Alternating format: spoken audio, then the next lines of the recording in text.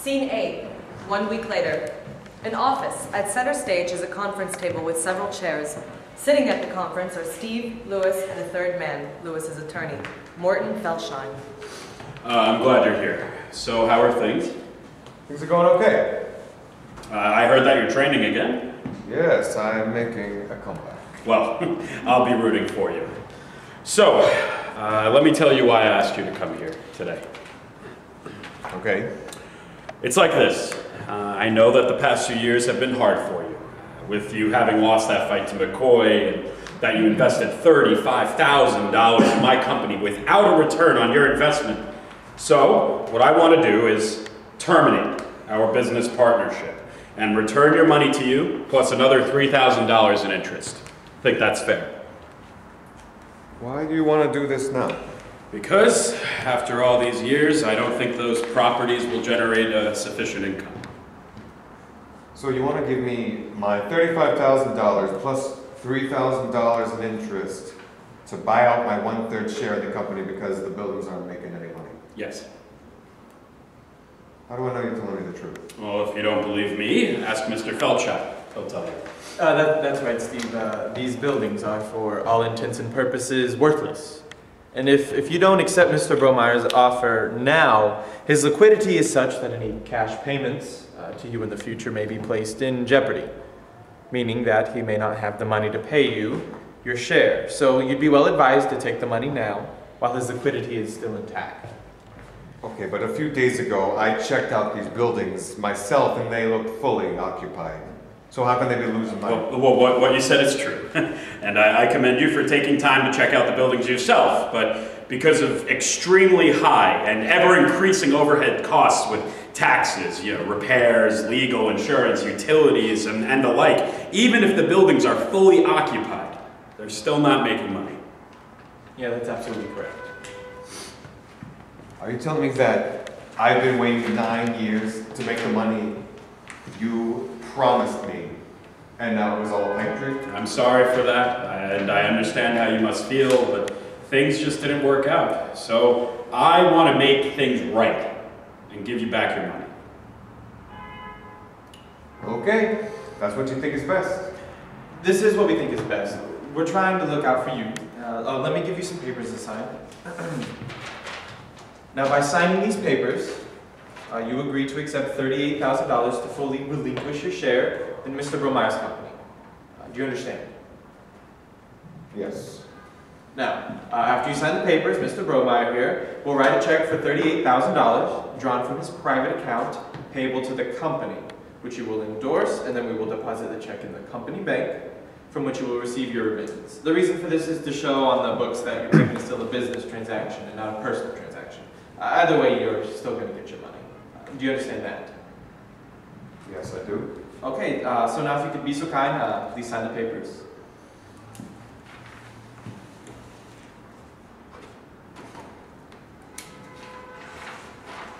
Excellent. You did the right thing, Steve. You're looking out for your future. That's good. Now, let me write that check.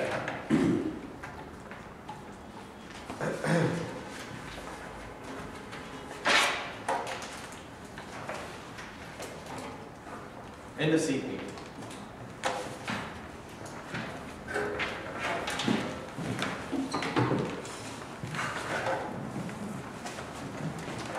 Scene 9. 2 years later. Bailey's Boxing Emporium. Steve is working the punching bag, and Dudley Douglas enters. Steve. And who made... Oh, hey, I remember you. You're the, Newton Douglas, right? Yes, that's right. It's been a long time. How are you, pal? I mean, hey, I'm sorry I lost that fight. I heard you, got you fired. Personally, I thought you were ahead on points when the ref stopped the fight, but, that's the way it goes. Yeah, I thought so too. And I thought about filing a protest, but, what good is that going to do? I know I was washed up and that I'd never have another shot. So what are you up to now? I'm the chief sports reporter for the Newark Eagle, which is why I'm here. I heard that you had returned to the ring after your long layoff, and I wanted to do a story on you. Let's sit down. Steve and Douglas walk over to 2 empty chairs and sit. Douglas takes out a pad and pen. After the McCoy fight, I decided to put away the gloves and try something else. So through my wife, I got involved with this church and I started studying to be a minister, but it just wasn't for me. I'm not, book learning type. But it was something to do, and it kept me busy, and it stopped me from thinking about boxing, and what, might have been. But there was one problem. I had no income. So could you have gone back to work? No, there was no way I was ever going back to my old job. Never. Absolutely out of the question. And how did you manage financially? My wife got a job, babysitting for a couple of attorneys, and I wound up collecting welfare. And how did your wife feel about you being on welfare? Well, she wasn't too happy about it, but, she felt it was better than me being in the ring, which is something she was always opposed to. Yet here you are, back in the ring. After 9 years of scrounging, the need for money became too great, and after talking with my uncle, who was also my manager, I decided that I had to go back to doing what I do best, which is boxing. So how did it feel to return to the gym after such a long layoff? At first it felt kind of strange because I was away from it so long, and it took me a lot longer than I thought to get back into shape, but with the help of my uncle, I finally got my boxing legs back and started making matches. And how have you done? Well, 2 wins and 6 losses. Although, in one of those losses I thought I actually won.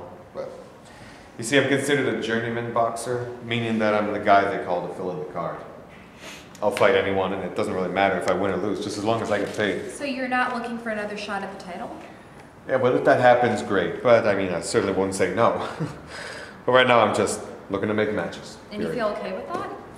Yeah, it's okay. It gets me out of the house, and I get to go on the road, which I like. I've even gotten to fight a couple of rounds overseas. Oh, where overseas? It was a 6-round bout in Moscow, and an 8-round bout in Buenos Aires in Argentina. And how did you do in those fights? I went the distance in Moscow, but lost the fight in Buenos Aires by a TKO. But for both fights, the pay was good, and the fans in both cities were great. And what made the fans great? They like boxing, and a lot of them seemed to be rooting for me, which was nice. On the radio comes a news report. Would you mind if we just take a little break for a minute? I like to listen to the news. Sure. I like to keep up with world events. This is Jen Thompson with the 2 o'clock news. Our lead story. Earlier today, the United Nations Security Council voted to impose some of the harshest sanctions in history on the People's Republic of Balizistan after their leader publicly declared his intention to continue with plans to build a hydrogen bomb. The United States is calling on the international community to take action to deal with the Balizistanian threat. And in business news, a Philadelphia businessman, Louis Bromeyer, has been voted Business Person of the Year by the National Association of Business Owners. According to reports, Bromeyer has made tens of millions of dollars from extensive real estate holdings throughout the Philadelphia area, specializing in the upgrading of dilapidated buildings. Bromeyer credited his family and hard work for his extraordinary success. When asked about his future plans... Ernie, shut that thing off now! That son of a bitch! That son of a bitch! 1/3 of what he has is mine! What are you talking about? This guy, Bromeyer, ripped me off! I own 1/3 of those buildings. Here I am knocking myself around for years trying to make some money, and all the while, that bastard has been cleaning me out at my expense. First, calm down. Calm down and tell me what's going on. 9 years ago, I was a 1/3 partner with this guy, Louis Bromeyer. The guy you just heard about on the news, and all the while he's telling me that our properties were making no money. And that a couple of years ago, he said he wanted to give me back my investment. $35,000 plus $3,000 in interest, because he felt sorry for me and knew I needed the money and that the buildings were never going to make any money. And now this reporter that tells me that this thief was making millions of dollars, he lied to me. So what about the money that he repaid you? I never saw a penny of it! That damn thief! I'll take care of him, but good. he's not gonna play me for a chump. This is some story. A struggling boxer ripped off by a shady businessman. Yeah, you got your story, but what good does that do me? Have you heard of the power of the press? Nobody likes negative publicity. Negative publicity is not gonna change a thing. I'm gonna have to take care of this my own way. Douglas is rapidly writing notes on her pad while Steve is nervously pacing back and forth as the lights go out. End of scene 9.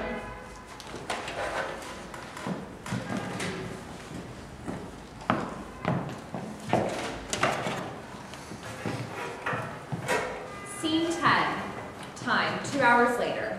Lewis's office. Present are Lewis and his wife Melissa, a middle-aged woman conservatively attired. They are sitting at the conference table. In the middle of the table is a large trophy. That's such a beautiful trophy they got you. Yes, it is. And well-deserved too.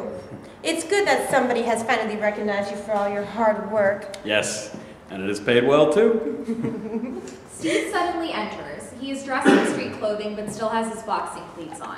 You son of a bitch! I want my money now! Steve, what are you talking about? You told me those buildings would never make any money, and now after they've made millions, I want my 1/3 share. I want it now! I paid your share 2 years ago. Don't insult me. You played me for a fool, and nobody does that to me. Nobody. Okay, would you please calm down? You're scaring my wife. I don't give a damn about your wife. You tried to pull a fast one on me, but now I'm on to you. Now pay up. Now! Please leave. Yes, leave, before I call the police. But call the police. Call whoever you want. I'm here to collect, and I'm through waiting. Your share ended 2 years ago. No, it did not. I never saw a penny of that money you said you paid me. No, but I wrote a check that you endorsed. You're wasting your time. Start paying now. I figure you owe me about $3 million. What?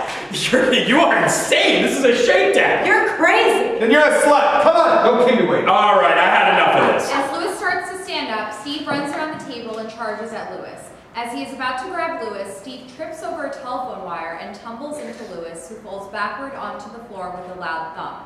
Steve is squatting over Lewis. Oh, my leg! I think I broke my leg. Melissa grabs the trophy and hits Steve on the head several times. From off stage comes the sound of sirens, which are getting louder. Steve backs away from Lewis. Steve is bleeding heavily from his head. 2 police officers enter. We got a complaint from the people downstairs of a loud disturbance. What's the problem? This bastard barged in here and attacked my husband. Police officer 2 grabs Steve, quickly spins him around, places him in handcuffs, and pulls him away from the table. I didn't do anything. She attacked me. Help me. I think it broke my leg. Good, I hope you die, you bastard. Shut up, I'm calling an ambulance. We have a 1060 at 27 Hartman Lane, 2 persons hurt, send an ambulance, over. That animal almost killed us. He has to be put away. You lying bitch. Your thief husband ripped me off. Do you live and work here? Who needs to know? I do. I want to go home. Is this your office? Yeah, it is. Is your name on the front door? No. So what? Whose name is on the front door? I don't know. You tell me. Stop being such a wise ass. You're under arrest for disorderly conduct, harassment, assault, extortion, obstructing a police investigation, and attempted murder. Attempted murder? If I had tried to murder him, he would have been dead by now. You have the right to remain silent. Anything that you say may be used against you in court, and you have the right to a court-appointed attorney if you cannot afford one. You understand your rights? You're arresting the wrong person. I asked you something. Do you understand your rights? Yeah, I understand them. How come you're not reading her rights too? She tried to kill me. Tell that to the arraignment judge. From off stage comes the sound of a siren. End of scene 10.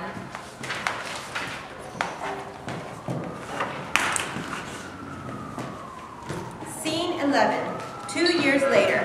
The visitor's room on an inpatient unit of the Pennsylvania State Psychiatric Institution for the Criminally Insane. Seated at the table are Steve, Cindy, Gus, and a 4th person, Leon Delsinger, Steve's court-appointed lawyer. Now, Steve, I was able to get your case transferred to the mental health part, which is good, because it got you out of jail. Thank goodness for that. But that doesn't mean your criminal case is over. The complainant still wants to press charges. He got what he deserved. Look, I'm not going to argue your case with you here. I'm just telling you what your situation is and to make sure you understand your options. I know what my options are. I can admit that I did something wrong and get a fine and suspended sentence, or I can go to trial, which is what I want. And which you could lose. Steve, you violating that first order of protection by making 3 phone calls to the complainant at his home did not help your case. I didn't do anything wrong. You can't be calling that guy, okay? How much longer does Steve have to be cooped up in here? That's up to the doctors and the court. I'm gonna petition the court to place Steve in an outpatient program. Have you been taking your meds? He's been taking his medications. Please, just let Steve answer. So, have you been taking your meds? Yes, I have. But they make me feel woozy. I don't like that. Did you tell that to the doctor? I did, but they don't seem to care. Look, I know it's rough being confined in the hospital, but you have to cooperate with the doctors, otherwise it makes it harder to get you released and back to your home. What am I doing here anyway? You see how he's becoming more forgetful? Let me explain again. The court-appointed psychiatrist found that you had some damage to the brain, and as a result, you needed treatment. The court sent you to an outpatient program, but you stopped taking your medications. and started calling the complainant. So your bail was revoked and the court ordered that you be incarcerated in a hospital, which is why you're here now. If you show willingness to cooperate and comply with your treatment program, then the court may be agreeable to you being discharged to an outpatient program. So what do I have to do? You have to comply with the treatment. Okay, I'll take my medications, but what about my civil case? You mean the one you started a year ago with the complaint? Yeah, I'm suing that bastard. Yeah, but your lawyer said your case was weak. No way. That guy owes me a lot of money. I know that, but the preliminary hearing, the court ruled that you had not proven your case. So I'm appealing. Why can't you drop it already? What's done is done. Because I can't let him get away with what he did to me. Why should I? But it's only causing you more problems. There's no way that I will drop this case against that guy. I don't care how long it takes, and whether I'm in jail or out of jail, or how many times I have to sue, I will never give up. Never! You can take that $38,000 and shove it up you know where. We could use that money. That's chump change, nothing more. That guy owes me at least $5 million. He told me that those properties were worthless, and he lied to me. He's not going to get away with it. Do you see what I have to contend with? Look, I can't comment on Steve's civil case. I can only hope that he prevails, but what I can comment on is how I plan to get Steve released from the hospital, which will require his full cooperation. Look, Mr. Delsinger, I'm appreciative for all that you have done for me so far, but I want to get out of here now. Well, if you let me help you, then maybe. Maybe? That's all you can give me is a maybe? Look, I can't promise you anything, but I can say this. If you don't want to listen to me, then you need to get yourself another attorney, because I don't want to waste your time and money, okay? All right. You win. I'll listen to you. Now, that's the right attitude. Okay. So this is the plan. End of scene 11.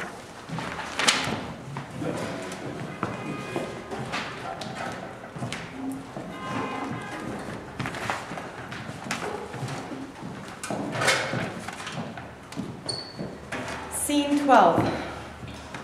3 years later, a room in the Philadelphia Civil Courthouse. Center stage is a large conference table. On both the left and right sides of the table are chairs.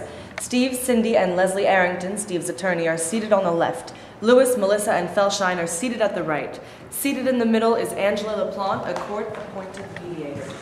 My name is Angela LaPlante, and the court has appointed me mediator in the case of Donopoulos versus Bromeyer. The purpose of this conference is to determine whether this case can be settled without going to trial. Please note that this proceeding is off the record and there will be no sworn testimony. Noting that all parties are present, we can start. The plaintiff may begin first. Your Honor, this case is very simple. My client... I want that bum to admit that he lied to me and to pay me the money that he owes me. I object to the plaintiff's characterization of my client. The plaintiff is to refrain from using abusive or offensive language. What? What, did I call him a bum? I'm just telling the truth. You barged into my office like a bandit and terrorized my wife and attacked me, and now you're calling me names? Disgusting. That office is 1/3 mine. You're out of your mind. That's why they put you away. It should have been you who was put away, not me. Why don't you pay me what you owe me? Look, I offered to repay you $35,000 that you had invested, and you had agreed to that offer. Did you not endorse a check for $38,000? We have already stipulated to that, but my client never saw a penny of the money. And since my client offered to make good on that sum, then what are we doing here? As far as my client is concerned, non-receipt of the money voided the original agreement.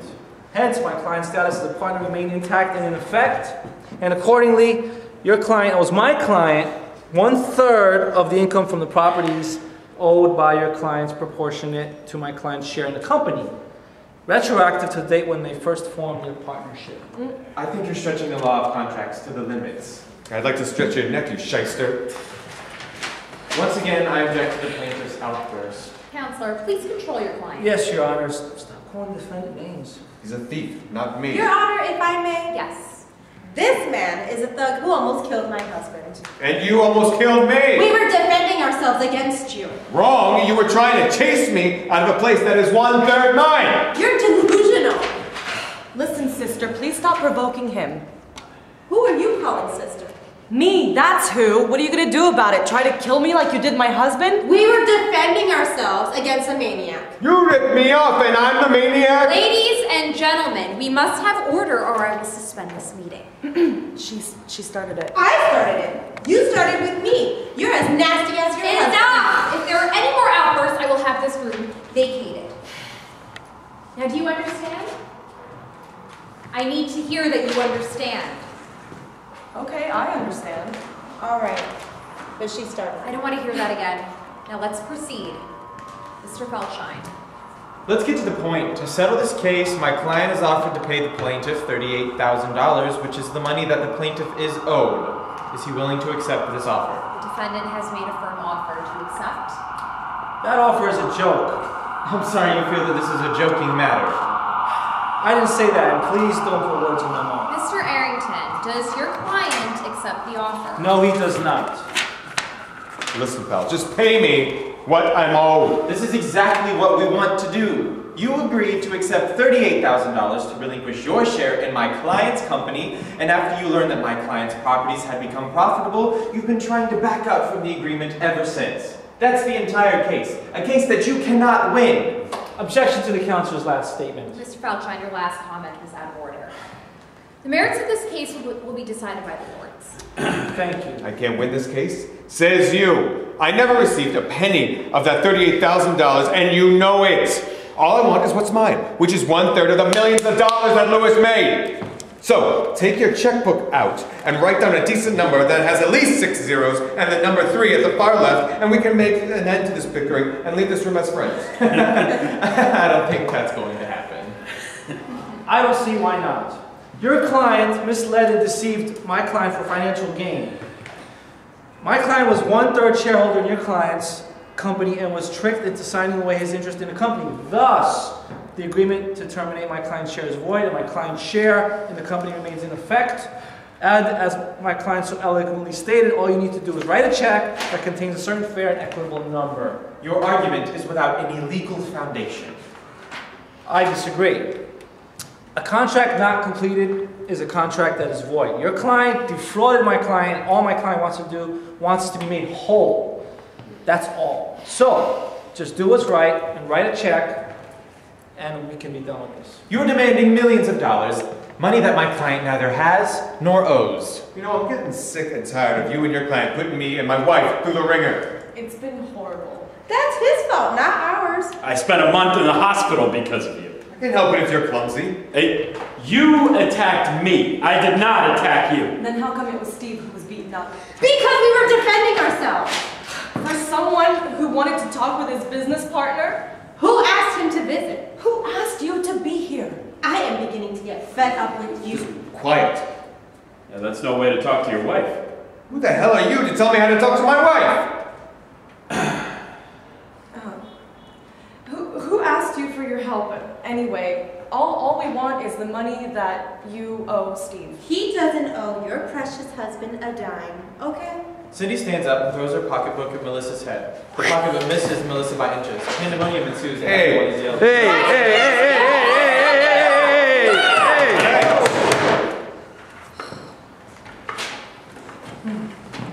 Who asked you to rip me off? Nobody ripped you off. Yeah, right! You're pathetic. You can call me all the names you want, but if you think you're gonna get away with ripping me off, you've got something else coming to you. You see, you're becoming threatening again. I am not threatening anyone. I want what's mine, period. And nobody will deny me. Not you, not you, not you. Do I make myself clear? Quiet! Yes.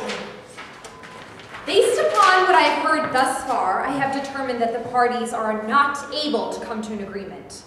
Therefore, I shall recommend that this matter proceed to trial. This meeting is adjourned. I am ordering that the room be cleared now. Did you hear that? Finally, with the Lord's help, I'm gonna have my day in court.